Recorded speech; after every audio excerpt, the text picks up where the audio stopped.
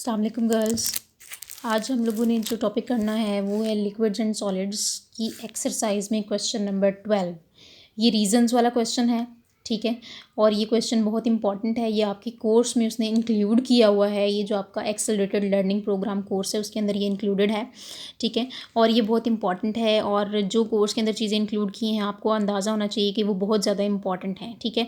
तो आज हम ये क्वेश्चन नंबर 12 की रीजनिंग्स के ऑलमोस्ट के तकरीबन 15 क्वेश्चन हैं, शॉर्ट क्वेश्चन हैं, ये हम लोग करेंगे, ठीक है। तो ये मैं आपको एक्सरसाइज से भी थोड़ा सा दिखा देती हूँ, देखें। अच्छा, ये है explain the following with reasons. इसमें आप लोगों ने क्या करना है, सबसे पहला क्वेश्चन हमारे पास क्या है, sodium is softer than copper but both are very good electrical conductors. Sodium जो है वो सॉफ्ट होती है कॉपर से, लेकिन दोनों जो हैं वो बहुत अच्छे कंडक्टर्स हैं, ठीक है। अब इसकी रीज़न क्या है, क्वेश्चन नंबर 1 में क्वेश्चन नहीं लिखूंगी, सिर्फ जस्ट इसकी रीज़न लिखने की ट्राई करूँगी, ठीक हो गया। अच्छा जी, इसकी रीज़न क्या है, हमने इसका आंसर लिखना है। आंसर में हमने ये बताना है कि उसने कहा है कि सोडियम जो है वो सॉफ्टर है कॉपर से, ठीक है, लेकिन दोनों गुड इलेक्ट्रिकल कंडक्टर्स हैं। तो सोडियम के बारे में आपको पता है कि सोडियम जो है ये, और दूसरा है कॉपर, Cu।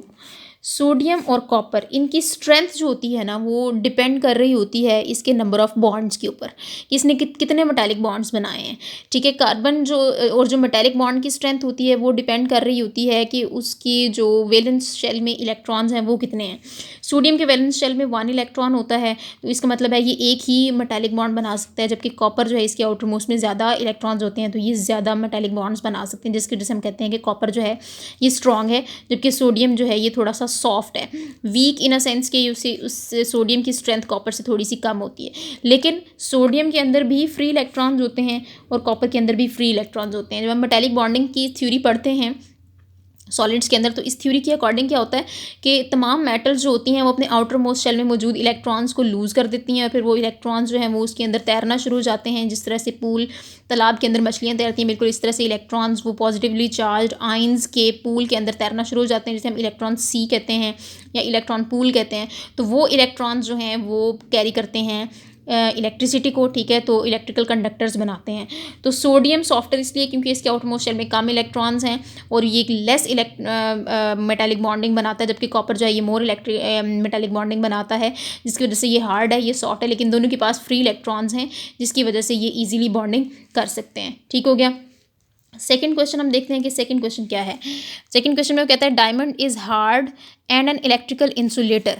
डायमंड जो है वो हार्ड है, hard but insulator, electrical insulator है।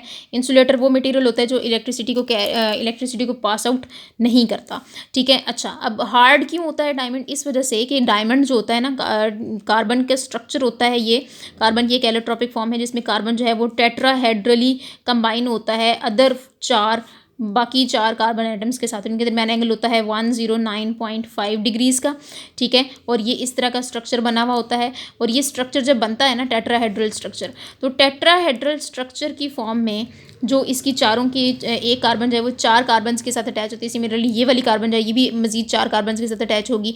हर कार्बन जो है वो मज़ीद 4 कार्बन के साथ टेट्राहेड्रली जब बॉन्डेड होती है तो वो इतना ज़्यादा स्ट्रॉन्ग बॉन्ड होता है कि हम कहते हैं कि उसको तोड़ना बहुत ज़्यादा मुश्किल होता है, जिसकी वजह से इसका मेल्टिंग और बॉइलिंग पॉइंट भी बहुत ज़्यादा होता है। तो जो डायमंड होता है, डायमंड के केस में अपने इस स्ट्रक्चर की वजह से ये बहुत ज़्यादा हार्ड होता है।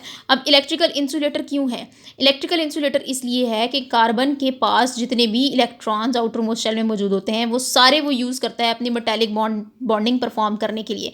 कोई भी इलेक्ट्रॉन फ्री नहीं होता, there is no free electron for conduction, ठीक है। तो इलेक्ट्रॉन फ्री होगा तो आपको पता है ना, फ्लो ऑफ इलेक्ट्रॉन को ही हम इलेक्ट्रिसिटी कहते हैं। जब इसके अंदर इलेक्ट्रॉन ही मौजूद नहीं होंगे, इलेक्ट्रॉन ही फ्लो नहीं करेंगे, तो फिर वो किस तरह से इलेक्ट्रिसिटी को अपने अंदर से पास करेगा।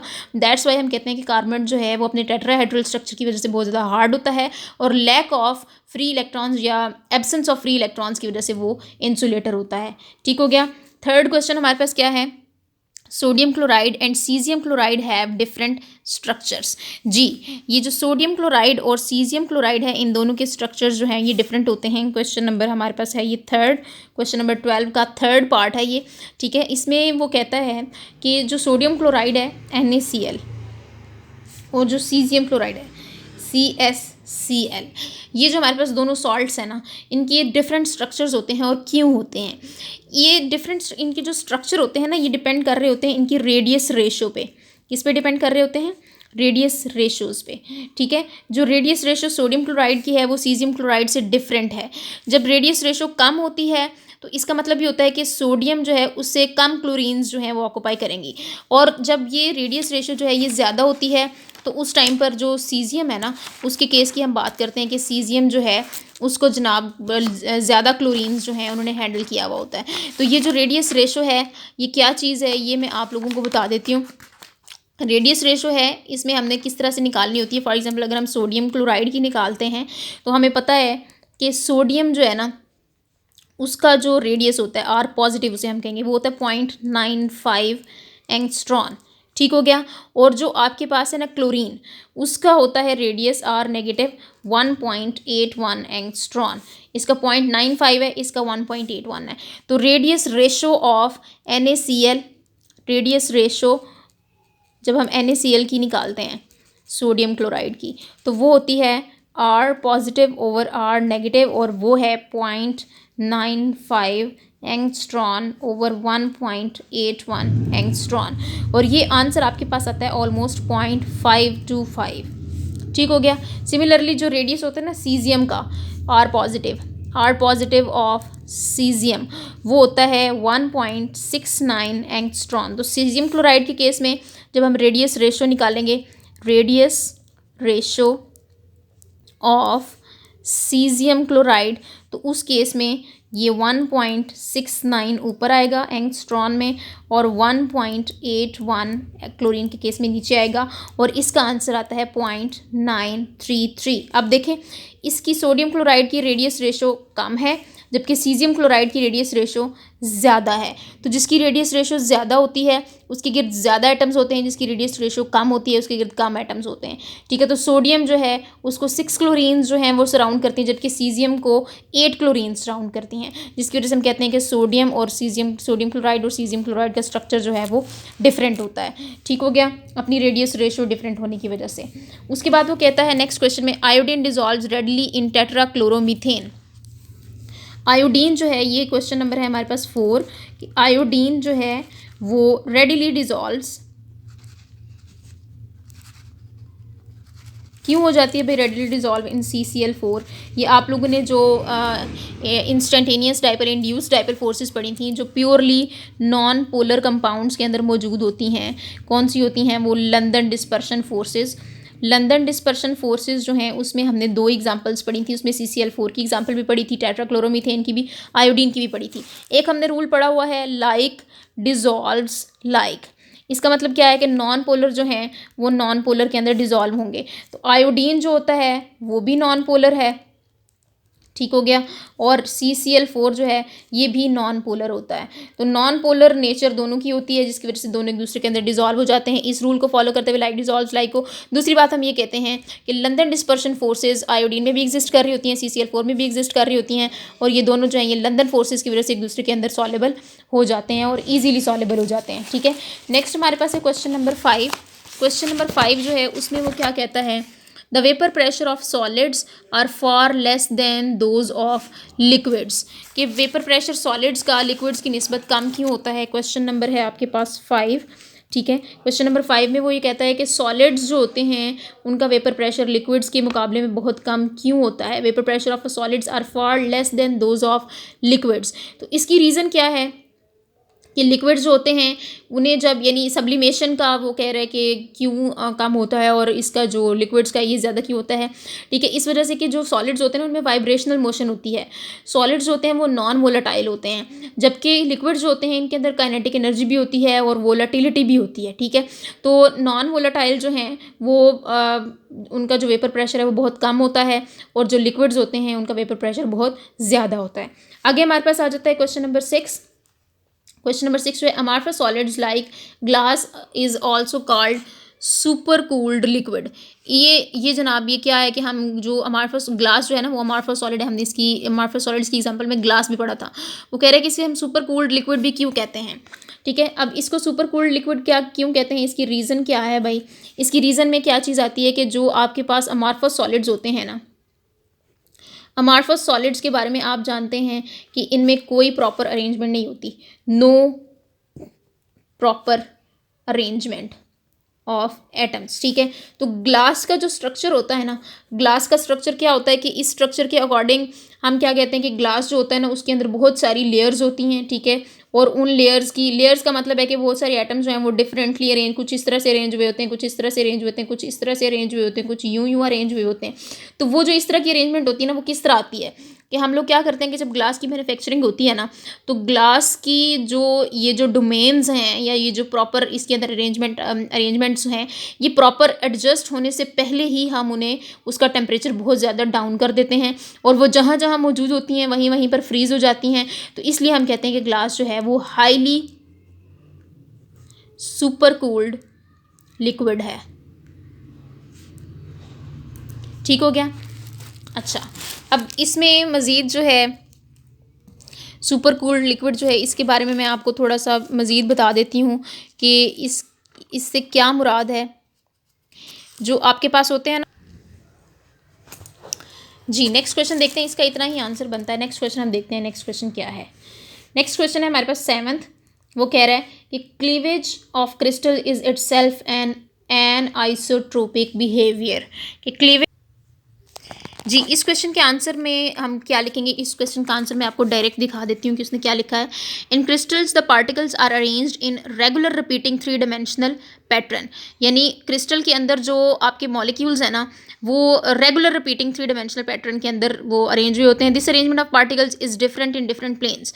तो वो जिस प्लेन के अकॉर्डिंग होगी उसके अकॉर्डिंग वो डिफरेंट होगी। यानी अगर यूं आपके पास तिरछे प्लेन्स हैं उसमें डिफरेंट होगी, इस तरफ वाले प्लेन्स हैं उसमें डिफरेंट होगी, हॉरिजॉन्टल होंगे उसमें डिफरेंट होंगी। It is due to the reason that cleavage of crystal occurs differently in different directions. ठीक है, तो hence cleavage of crystals is itself anisotropic behaviour difference in physical properties with direction. यानी direction के लिहाज से जो properties different होती हैं उन्हें एनाइसोट्रोपिक प्रॉपर्टीज कहते हैं। तो इसका मतलब क्या है, कल जैसे मैंने आपको बताया था कि जब हम इसको ब्रेक करने की कोशिश करते हैं, हैमरिंग करते हैं, तो वो या तो यहाँ से ब्रेक होता है या फिर इधर से ब्रेक होता है। तो ये इस वजह से ऐसा क्यों होता है, इस वजह से कि इसके अंदर जो कुछ अरेंजमेंट होती है ना मॉलिक्यूल्स की, वो होती है इस तरह, यूं अरेंज हुए होते हैं मॉलिक्यूल्स। कुछ होते हैं जो इस तरह से अरेंज, जिस तरफ को अरेंजमेंट होती है ना उस तरफ से वो ब्रेक डाउन हो जाता है। तो हर एंगल के अकॉर्डिंग उसके अंदर एनाइसोट्रोपिक बिहेवियर डिफरेंट होता है। तो जिस तरफ से उसकी डायरेक्शन होगी वो उस तरफ से ब्रेक करना उसके लिए आसान होगा। जैसे मैंने आपको कल बताया था कि कुछ इस तरह टूट जाते हैं, ठीक है, यूं, और कुछ जो हैं वो इस तरह टूटते हैं अपने क्लीवेज प्लेन्स के अकॉर्डिंग। ठीक है, तो क्लीवेज जो होती है वो एनाइसोट्रोपिक बिहेवियर इस वजह से होता है। नेक्स्ट क्वेश्चन है हमारे पास question number 8। The crystals showing isomorphism mostly have same atomic ratio. Same atomic ratio का मतलब क्या है, आइसोमॉर्फिज्म। क्वेश्चन नंबर 8 है ये। आइसोमॉर्फिज्म हमने पढ़ा था कि जब दो डिफरेंट सब्सटेंसेस जो होते हैं, सब्सटेंस 1, ये मैंने कल आपको बताया था, सब्सटेंस 1 और सब्सटेंस 2 जो है ये एक जैसी क्रिस्टलाइन पैटर्न के अंदर एग्जिस्ट कर रहे होते हैं। क्रिस्टलाइन पैटर्न कह सकते हैं कि सेम क्रिस्टलाइन पैटर्न में एग्जिस्ट कर रहे होते हैं। क्यों, इसकी एग्जांपल में हमने देखा था कि एक हमारे पास था KNO3, ठीक है, और दूसरा NaNO3। ठीक है, ये जो KNO3 और NaNO3 है, ये एक ही तरह के जो क्रिस्टलाइन पैटर्न है ना उसके अंदर एग्जिस्ट करते हैं। वो पैटर्न जो होता है दोनों का वो होता है रोम्बोहेड्रल।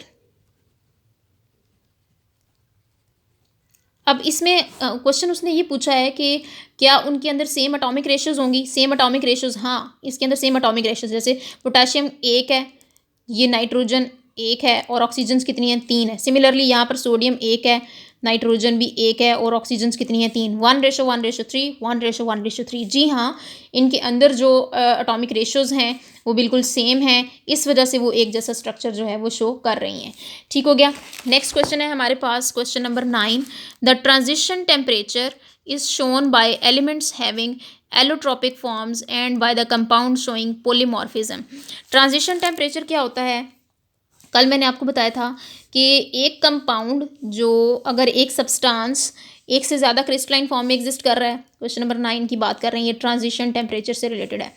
सब्सटेंस जो है वो एक है, ठीक है, और वो दो क्रिस्टलाइन पैटर्न्स में, एक क्रिस्टलाइन पैटर्न 1 है, ठीक है, और दूसरा क्रिस्टलाइन पैटर्न 2 है, ठीक है।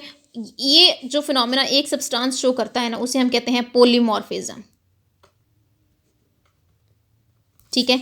और एक हमारे पास अगर एलिमेंट हो, एलिमेंट इस तरह से शो करे कि एक उसकी क्रिस्टलाइन फॉर्म एक हो, यानी वो भी एक से ज़्यादा क्रिस्टलाइन फॉर्म में एग्जिस्ट कर रहा हो, ठीक है, तो दो या एक से ज़्यादा यानी दो क्रिस्टलाइन फॉर्म्स में एग्जिस्ट कर रहा है। तो ये जो चीज़ होती है ना, ऊपर वाली थी पॉलीमॉर्फिज्म, और ये चीज़ जो होती है ये होती है एलोट्रॉपी, ठीक है।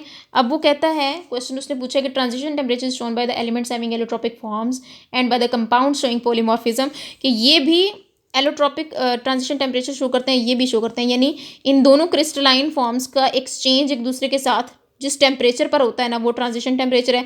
इन दोनों का भी एक्सचेंज जिस टेम्परेचर पर होता है वो कौन सा टेम्परेचर है, वो ट्रांजिशन टेम्परेचर है, ठीक है। तो ट्रांजिशन टेम्परेचर वो टेम्परेचर होता है जिसमें इन दोनों की क्रिस्टलाइन फॉर्म्स जो हैं वो आपस में एक्सचेंजेबल होती हैं, तो उसे हम ट्रांजिशन टेम्परेचर कहते हैं। फॉर एग्जांपल अगर हम एलोट्रॉपी की बात करें तो एलोट्रॉपी के एग्जांपल में सल्फर आता है, ठीक है, तो सल्फर का रोहोम्बिक, ठीक है, और इसका जो मोनोक्लिनिक स्ट्रक्चर है, मोनोक्लिनिक फॉर्म्स, ये एक्सचेंज होती हैं 95.5 डिग्री सी पे। ये एलोट्रॉपी की एग्जांपल है, इसकी एग्जांपल है ये, ठीक है। और सब्सटेंस के केस में जब हम देखेंगे तो इसमें हम देखते हैं कि KNO3 अपनी ऑर्थोरोम्बिक फॉर्म को एक्सचेंज करता है रोहोम्बोहेड्रल में, और ये टेम्परेचर होता है इसका 128 डिग्री सी, ये इसका ट्रांजिशन टेम्परेचर है, ठीक हो गया। अच्छा जी, अगला क्वेश्चन है नेक्स्ट हमारे पास, one of the unit cell angles of hexagonal crystal is 120 degrees. इसका आंसर क्या बनेगा जी, इसका आंसर क्या बनता है, उसने क्वेश्चन किया one of the unit cell angles of hexagonal crystal. Hexagonal crystal जो है ना, उसकी पहले मैं शेप ड्रॉ करूँ, उसकी शेप होती है ये वाली, यानी कि 6 हेक्सागोनल है ना, तो 6 इसके अंदर कॉर्नर्स हैं,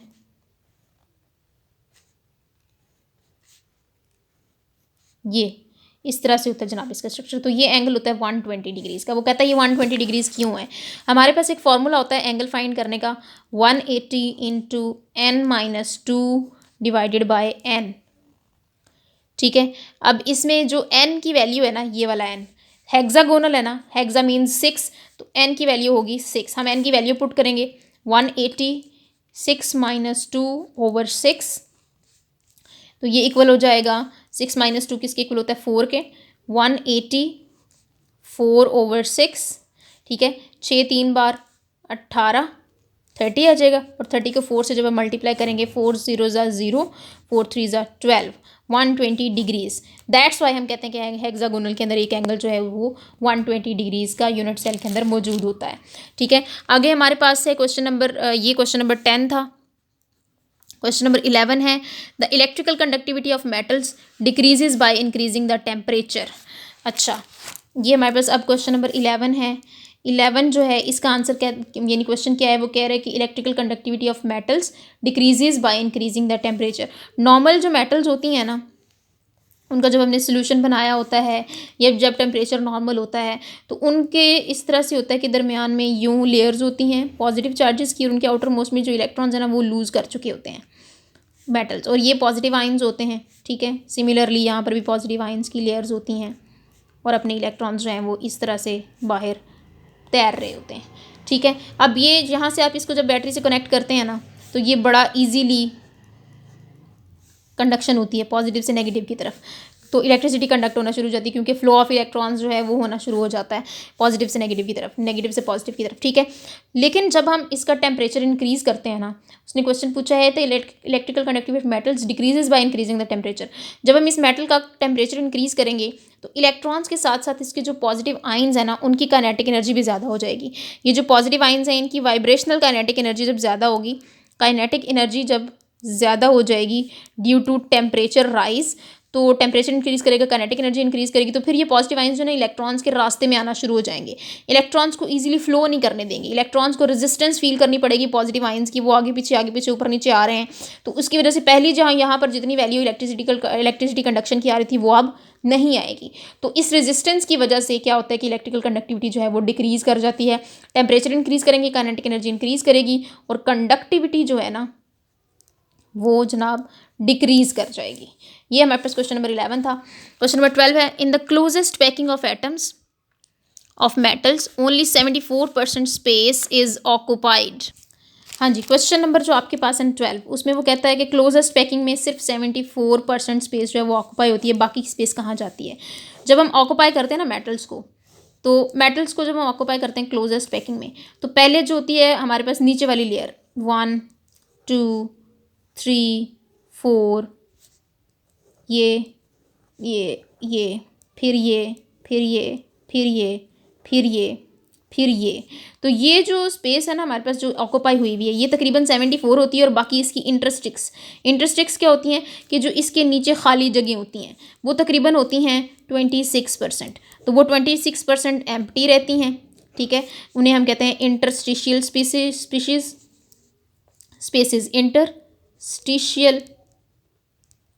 स्पेसेस, ठीक है, वो ऐसे खाली रहती हैं और 74% स्पेस जो है वो ऑक्यूपाई होती है। फिर नेक्स्ट इसके ऊपर जब हम लेयर रखेंगे ना तो वो खाली जगह के ऊपर आएगी, फिर खाली जगह के ऊपर आएगी, फिर खाली जगह के ऊपर आएगी, इसकी भी खाली जगह के ऊपर आएगी, इसकी भी खाली जगह के ऊपर आएगी, इसकी भी खाली जगह के ऊपर आएगी, इसकी भी खाली जगह के ऊपर आएगी। तो वो 74% स्पेस ऑक्यूपाई हो जाती है और 26% स्पेस जो है वो एम्प्टी रहती है। नेक्स्ट क्वेश्चन हमारे पास है, आयनिक crystals don't conduct electricity in solid states. Ionic crystals जो होते हैं ना वो सॉलिड स्टेट में, यानी क्वेश्चन नंबर 13 है ये, सॉलिड स्टेट में वो इलेक्ट्रिसिटी कंडक्ट नहीं करते। क्यों कंडक्ट नहीं करते? क्योंकि सॉलिड स्टेट के अंदर जो उसके इलेक्ट्रॉन्स हैं ना, आयनिक क्रिस्टल्स की बात करें, उसके इलेक्ट्रॉन्स जो हैं वो टाइटली बाउंड होते हैं, electrons are tightly bound with metal ions and are not available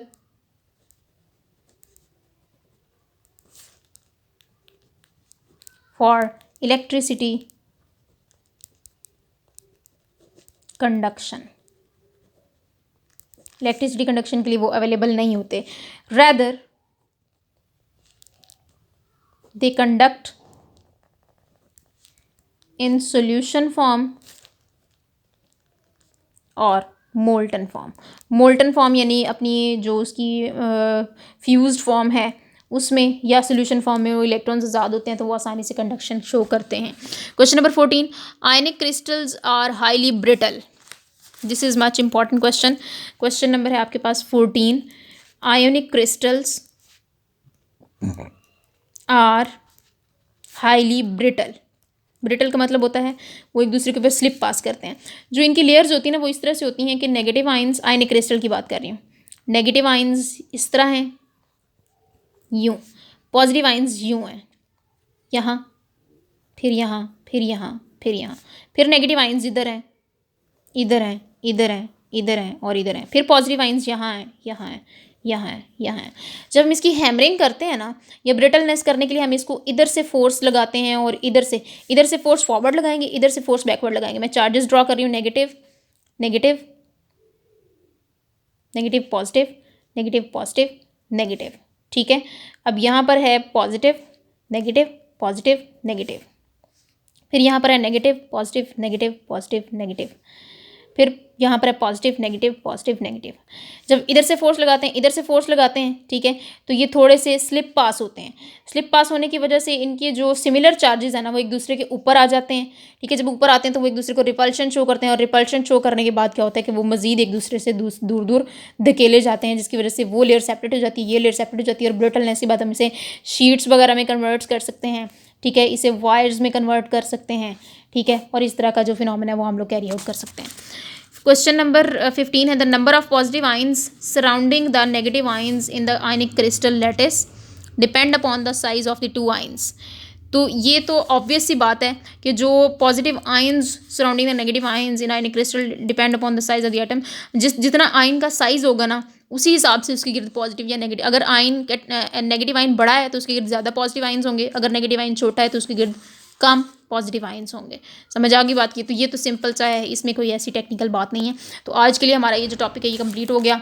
ठीक है, कल इंशाल्लाह हम चैप्टर 5 स्टार्ट करें।